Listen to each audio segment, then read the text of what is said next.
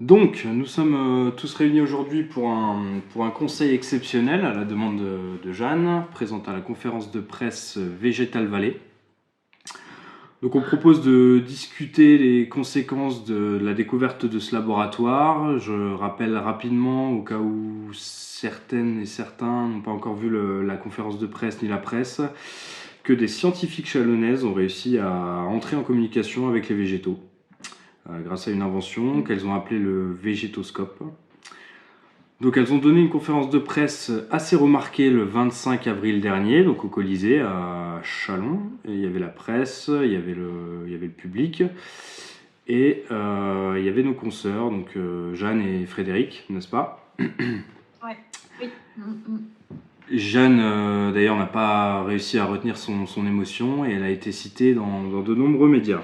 Bref.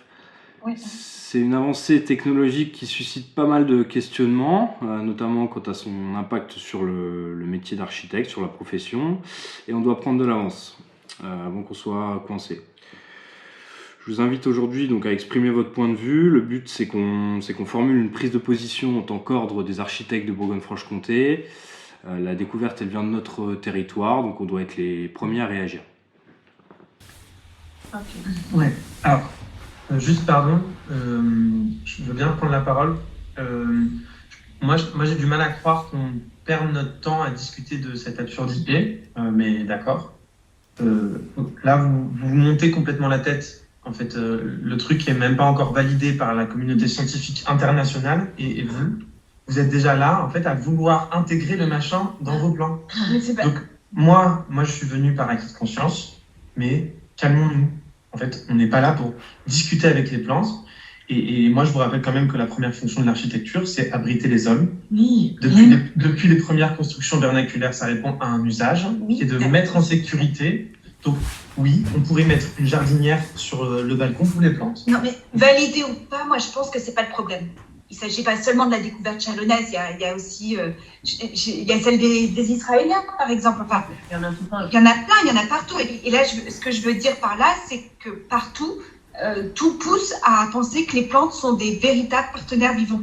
On ne peut pas les ignorer, on ne peut plus les ignorer. Moi, j'y étais à cette conférence de presse. Et d'ailleurs, il y a un homme qui a pris la parole et il a rappelé que oui, des peuples ont fait ça avant nous. Oui. Et enfin, je ne sais pas, ne faisons pas les surpris, ce serait complètement hypocrite. Oui, alors moi en fait, je n'y étais pas à la conférence, mais j'ai bien regardé par contre le reportage sur France 3. Et je pense que vous allez trop loin à penser qu'il y a urgence pour nous. C'est pas parce qu'il y a les plantes par qu'elles peuvent bouger Mais déjà. C'est pas la question. Enfin, elles parlent déjà, si on veut bien les écouter, il faut leur traducteur, là, le truc, le végétoscope. Oui, mais à partir du moment où ça existe. Oui, mais sans ça, on les entend pas, on les entend toujours.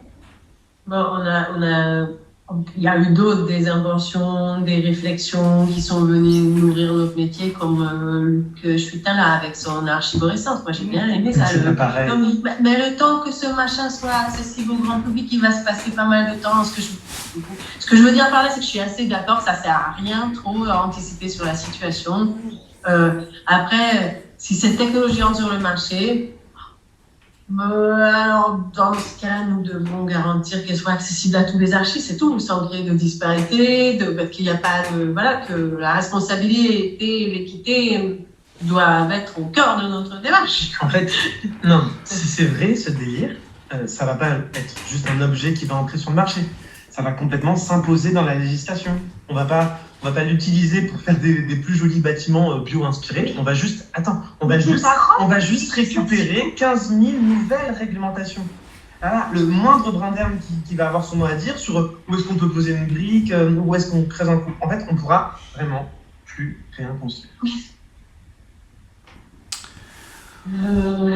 Bon, je suis content de voir que ça vous laisse pas froid. C'est clair que ces découvertes, elles soulèvent des questions éthiques importantes. La question, c'est qu'est-ce qu'on pourrait mettre dans la tribune là. On pourrait, je sais pas, commencer par dire par exemple qu'il est essentiel de trouver un équilibre entre l'innovation, la responsabilité et le respect de la nature. Peut-être qu'on pourrait faire un after-work même sur la thématique. En fait, moi, pardon, je suis désolé, mais je suis un peu saoulé de cette vague d'obsession là pour les végétaux. Parce que déjà, dans notre plaidoyer, on est ouvert. On fait beaucoup d'efforts. Ouais, mais Notre travail en tant qu'architecte, c'est la conception, c'est la planification et c'est la construction. Et perso, moi, je ne peux pas me fier à des plantes pour prendre des décisions cruciales quant à la sécurité de l'habitat des humains. En fait, c'est absurde. Mais là, en fait, Gaëtan, t'es bloqué dans le passé. T'es bloqué là, t'es bloqué. Là, les végétaux, cette découverte nous offre une nouvelle perspective sur la façon dont on peut concevoir les espaces. Oui, alors oui, on a compris depuis longtemps qu'ils interagissent avec leur environnement de manière complexe, mais là, on peut comprendre leurs besoins et leurs réactions et attends, je n'ai pas fini, et potentiellement trouver des solutions pour le marasme du changement climatique. Enfin, je ne sais pas, ouvrons notre esprit à de nouvelles possibilités, c'est le moment. Oui, c'est vrai. Moi, je suis d'accord qu'il faut reconnaître l'importance de cette découverte. Hein. Ouais. Et je pense qu'on ne peut plus continuer à parler des végétaux comme si c'était des objets. C'est plus possible en tout cas. Les végétaux semblent être a priori comme un peuple, selon ces scientifiques. Donc c'est vrai que l'idée se considère. Hein. Je pense qu'il faut vraiment prendre en compte. Et puis ce serait un bien plus grand peuple que les humains d'ailleurs. Je pense que le temps de l'humanité a sonné. bon, je pense qu'il faut prendre rendez-vous évidemment avec le laboratoire. Ça s'appelle Végétal Valley. Et pour Végétal Valley, pour prendre la mesure de la casse, du danger, ou si éventuelle nécessité d'adaptation. Et potentiellement, à minima, nous devrons devenir des experts en biomimétisme, mais ça, on l'a déjà dit à la dernière conseil. Et à maxima, maintenant, nous allons potentiellement nous soumettre à nos exigences. Je crois que vous vous emballez un peu là. Bon, peut-être qu'en écoutant les signaux des plantes, en observant leur forme, ok, on va peut-être pouvoir découvrir des solutions innovantes par rapport à l'efficacité thermique des bâtiments, ou peut-être que ça va nous donner des idées sur la captation du carbone, mais de là à croire que c'est le nouveau prophète, les plantes vont nous sauver. Voilà. En fait, vous parlez de progrès, mais est-ce que vous avez réfléchi aux conséquences pratiques de cette communication avec les plantes ? Non mais, déjà qu'on a la RE 2020 avec leur cycle de vie des matériaux et la disponibilité des ressources, mais si on doit constamment tenir compte des végétaux, ça signifie moins d'espace pour la construction, moins de liberté pour créer. Moi, je suis désolé, mais je refuse de voir mon métier, ma créativité, ma liberté limitée par des préoccupations qui sont végétales. Il est essentiel si nous reconnaissons la valeur de cette communication avec les végétaux. Ce n'est pas une question de limiter notre créativité, pas du tout, mais de trouver un équilibre entre nos besoins et puis ceux de la nature. Mais on fait partie de la nature, on est la nature. En travaillant en harmonie avec les plantes, on peut créer des espaces qui favorisent la santé, le bien-être et la durabilité. On peut enfin avoir l'opportunité de repenser notre relation avec l'environnement. En fait, c'est tout notre plaidoyer. Déjà, c'est tout notre plaidoyer, mais c'est juste une confirmation. Mais ça me rend dingue que vous vous rendiez... Je me calme si je veux.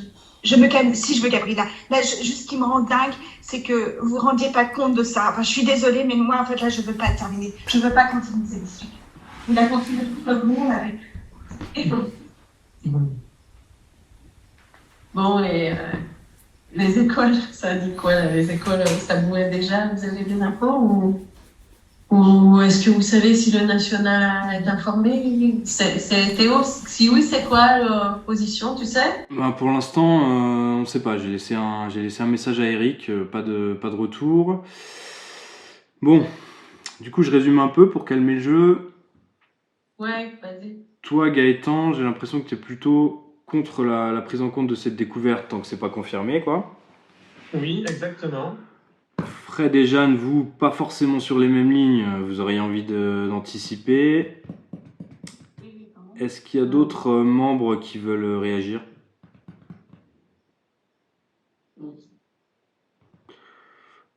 Bon, ok. Je vous propose qu'on fasse une petite pause. Ouais.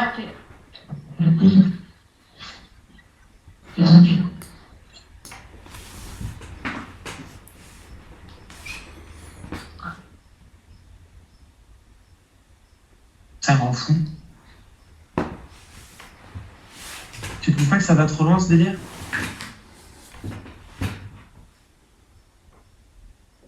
Moi, je peux pas accepter de voir mon taf mis en péril par une invention complètement folle, avec leur objet, là, le végétoscope.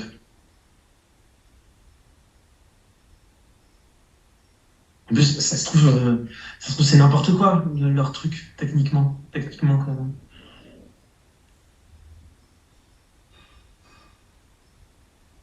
Je sais que, en plus, je connais un mec qui bosse dans leur laboratoire. Et apparemment, il y a 0 mesure de sécurité. Je voudrais tellement que le végétoscope il soit pété par les extrémistes. J'ai entendu qu'il y avait une réunion végétocritique à la fin de la semaine. Peut-être que je vais y aller.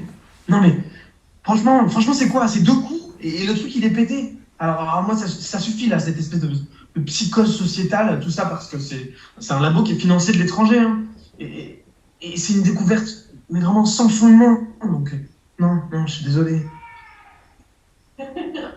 En revenant des toilettes, je me suis dit aux toilettes que j'aurais enfin la preuve que l'aloe vera était consentant. Oh, n'importe quoi, tu vois, où ça.